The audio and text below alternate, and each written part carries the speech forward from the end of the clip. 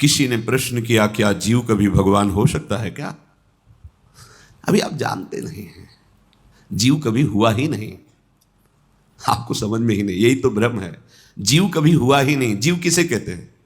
जिसने शरीर को मैं मान लिया उसे जीव कहते हैं, और जिसने शरीर राग का त्याग कर दिया उसे शिव कहते हैं। शिवोहम सोहम स्मृति वृत्ति अखंडा। कुंडल नाम आकार का हुआ है सोना ही, कंकण नाम आकार का हुआ है सोना ही, हार नाम उसी स्वर्ण का ही है। ये नाम रूप गलित कर दो तो बचा क्या? स्वर्ण ही। तुम्हारा जीव संज्ञक संबोधन शरीराभिमान के कारण है, नहीं तुम शिव स्वरूप ही हो, भगवत स्वरूप ही। तिल भर पृथक न रहा तस्मित तज्जने भेदा भावात। जो निरंतर भगवत चिंतन में मगन है, जिनका कहीं कोई शरीर भान इंद्रिय सुख नहीं रह गया, उनमें और भगवान में अंतर नहीं। अंतर ना होते हुए भी एक अंतर है। मोरे मन प्रभुवस विश्वासा और राम ते अधिक राम कर दासा। अधिक राम कर दासा।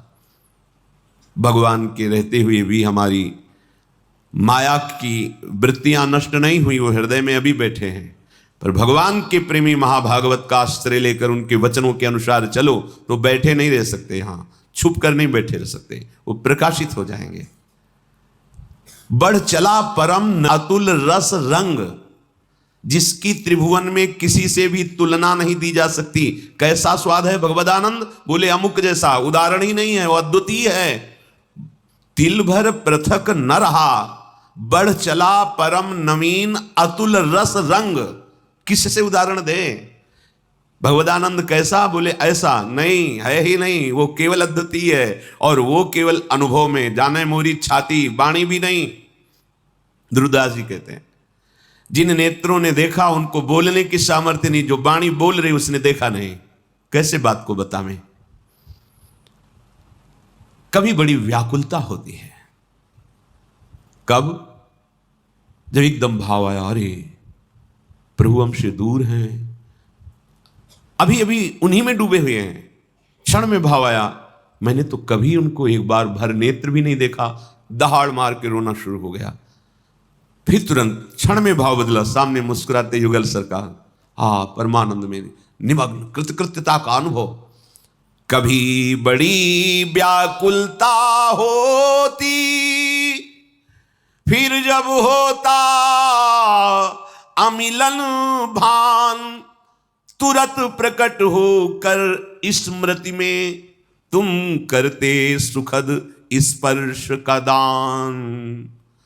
तब से कभी मिलन, कभी वियोग, फिर कभी मिलन संभोग, रहती प्रिय अनुभूति बाह्य अंतर, रहता नित रस संजोग।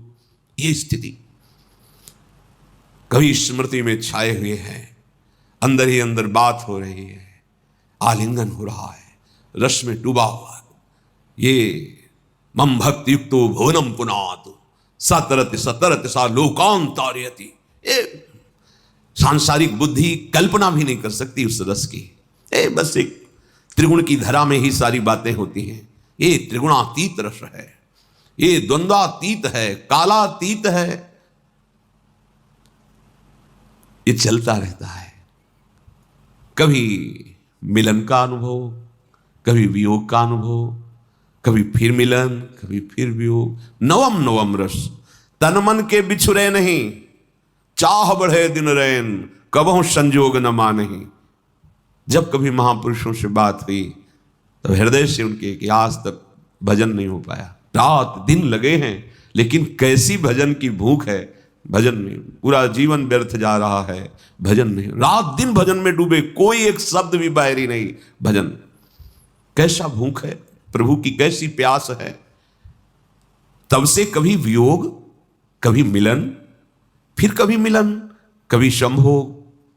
ये प्रिय अनुभूति निरंतर नवम नवम नवम नवम। उसको फुर्सत कहां है? अपनी शुद्ध की फुर्सत कहां है?